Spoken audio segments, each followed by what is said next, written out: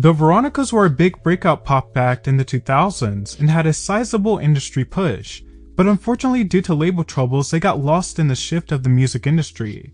The Veronicas are made up of identical twin sisters, Lisa and Jessica Arreglasso. Born and raised in Australia, they had a natural love for music and often performed locally in Sydney, and their dad managed them.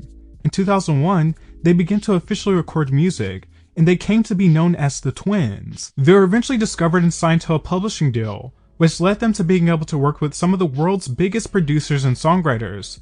They auditioned for various labels and Warner Bros. Were beyond excited to sign them.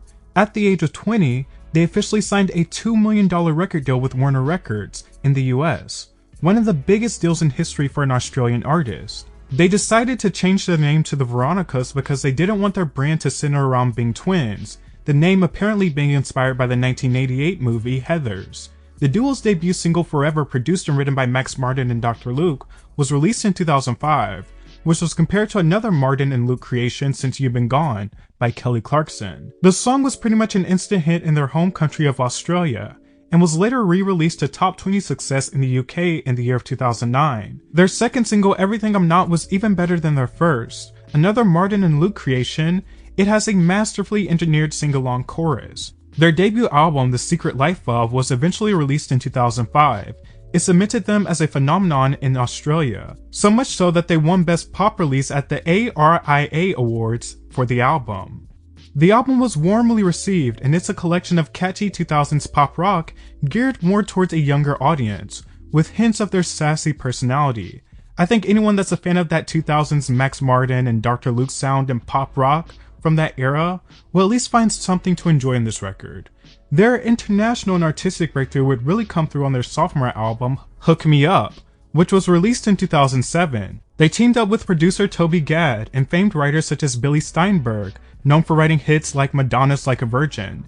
Kesha wrote a track on this album called This Love. The lead single from the album, also titled Hook Me Up, pushed the group in a more dance floor ready direction, taking on a more electro-pop direction.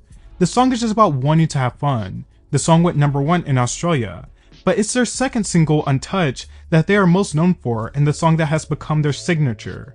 Untouched was written by the Veronicas alongside Toby Gad. Exactly like that. When we wrote Untouched, we felt like it was a special song. And at that time, it was difficult. We really believed in the entire record, the Hook Me Up record that we made. And we had the head of Warner Brothers tell us that he didn't think there was a single hit on the record and he wasn't going to release it. And he said that after hearing Untouched. He said that after we created the album. Yes, he heard Untouched, he heard Hook Me Up, like songs that have gone on to become the DNA of who we are as the Veronicas and be big songs. And it was really our management and us who just forged through that. And we were like, no, we believe in this record. People, it was so different at the time. They didn't think they could get it played on radio. There was a lot of stuff there. It was very much an electronic-based record. Yeah. And at the time, radio was being dominated by guitars. Mm-hmm. So it was quite ahead of its time in that sense where, The song is quirky. From the production to the vocal stylings, it starts with huge call to action strings, then descends into a pulsating synth beat that has a sense of urgency. The girls go from talk singing on the verses, even indulging in a vocable hook of oohs and ahs and la-las, to a desperate plea on the chorus. The song is simply about missing a lover. It's a bit silly, but in the best way. There's such a huge sense of urgency and conviction wrapped up in the song that you can't help but to feel they believe every word they are singing, even when they are just singing in nonsensible syllables. It's a song that sounds like it would make fellow Australian Kylie Minogue proud to have called her own. The song hit the top 10 in the UK, #2 in Australia, and #17 in the USA. It remains their only top 20 entry in the States. Hook Me Up, the album, became the best-selling album of their careers globally and sold over 500,000 copies in America. The album pops with more of their personality and felt like a well-fitted progression after their debut album. The album was well received and compared to the work of t.a.t.u. The album is hooky and more risky than their first album.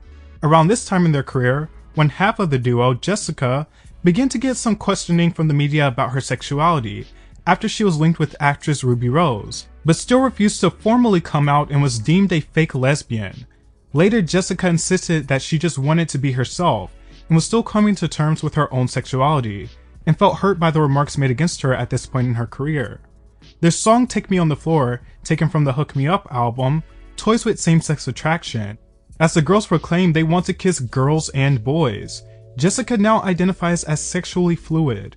So, by the time the Veronicas' second album, Hook Me Up, was in full force, they had achieved their international breakthrough, showed artistic progression, and became hot topics for the press. Sounds like a perfectly curated pop career.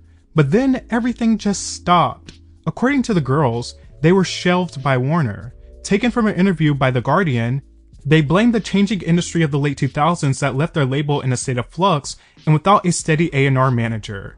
It was impossible to get music approved for release, they say. In industry lingo, they were shelved. And just as their career took an irreconcilable hit, to have absolutely no power to release music to your fans when you have built to that level, it was devastating to us, she said.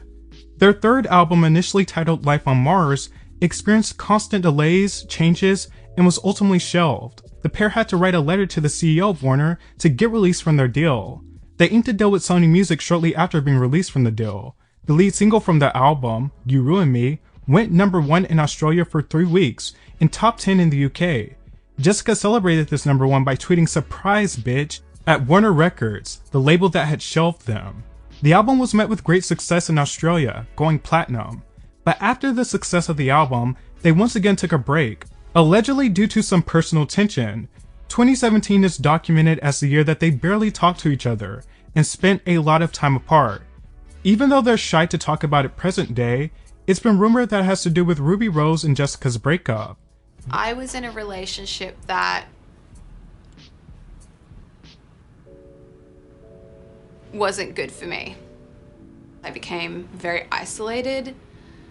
I had nobody anymore. I only had my relationship. I didn't have anyone in my family. Then in 2018, their mother became ill, and they moved back to Australia to take care of her until she passed in 2021. Being together to take care of their mother brought them closer together, and they once again returned to music. Their 2021 album, Human, concluded their contract with Sony, and they released their 6th album, Gothic Summer, through independent US music publisher Big Noise. The album is classic Veronicas, takes on their signature sound and sassy lyrics. It sounds like it could have been released as their 3rd album and wouldn't feel out of place. Travis Barker is also featured on the album. They opened for Cyndi Lauper on the Australian leg of her Girls Just Wanna Have Fun farewell tour. So the Veronicas were stalled at the height of their careers, and once they made a successful comeback, they were very inconsistent with releasing. They're technically one-hit wonders in the States, but they experienced more success in the UK, and still retain a level of interest in their home country of Australia, and have a cult following.